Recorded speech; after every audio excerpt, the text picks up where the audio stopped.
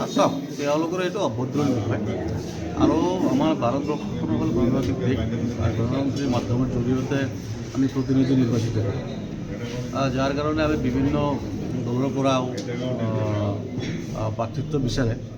তেনেকৈ অভয়পুৰী সমষ্টিৰ যিটো বিজেপি বা অগপৰ প্ৰাৰ্থিত্ব কথা কৈছে হয় তাতে দেখা পাই আছোঁ বা শুনা পাই আছোঁ যে বহুত কেইজন দাবীদাৰ বিজেপিতো বহুত কেইজন দাবীদাৰ অগপতো বহুত কেইজন দাবীদাৰ তেতিয়া মূল প্ৰশ্নটো হ'ল যিহেতু ৰাজ্যখনত তেওঁলোকৰ মিত্ৰজোঁটৰ চৰকাৰ মানে এলায়েন্সত কোনে টিকেটটো পাব এতিয়ালৈকে কিন্তু কোনো নিশ্চিত হোৱা নাই অভয়পুৰী সমষ্টিখনত মানে বিজেপিৰ কৰ্মকৰ্তাসকলেও দাবী কৰি আছে যে এইখন সমষ্টি আমাৰ লাগে আৰু অগপৰ কৰ্মকৰ্তাসকলেও মানে দাবী জনাই আছে যে এইখন সমষ্টি আমাৰ লাগে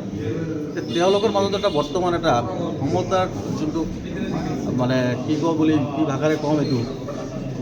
মানে সমতাৰ যোনটো লোভ সেই লোভটো তেওঁলোকৰ মানে মাজত দুই পক্ষৰ দলৰ মাজতে এইটো বিয়পি আছে যে চিটটো আমাৰ লাগে টিকেটটো আমাৰ লাগে তেতিয়া তেওঁলোকৰ যিটো বৃহৎ কণ্ডল সেই কণ্ডলখিনি কিন্তু এতিয়ালৈকে নিষ্পত্তি হোৱা নাই যদিও আমি আন দল আমি কংগ্ৰেছ দল তেওঁলোকৰ অভ্যন্তৰীণ বিষয়ে আমাৰ পোৱাৰ অধিকাৰ নাই কিন্তু আপোনালোকৰ জৰিয়তে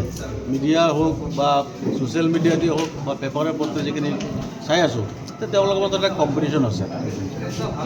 আগদিনা যদি কোনোবা এৰিয়াত যদি বিজেপিয়ে যদি মিটিং দিয়ে পিছদিনা আকৌ সেই এলেকাখনত দেখি অগপৰ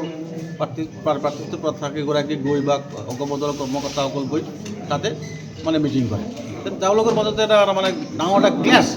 যোনটো মানে ইণ্টাৰনেল ক্লেছ বুলি আমি ক'ব পাৰোঁ ডাঙৰ এটা ইণ্টাৰনেল এটা ক্লেছ হৈ আছে তেওঁলোকে যদি থাকক এই সম্পৰ্কে আমাৰ ক'ব লগা নাই আমাৰ কংগ্ৰেছ দল তাতে বেছি বহুত শক্তিশালী আছে আৰু আমিও যথেষ্ট কাম কাজ কৰি আছোঁ নিৰ্বাচন সন্মুখত আছে 2 মাহ 2.5 মাহমান আছে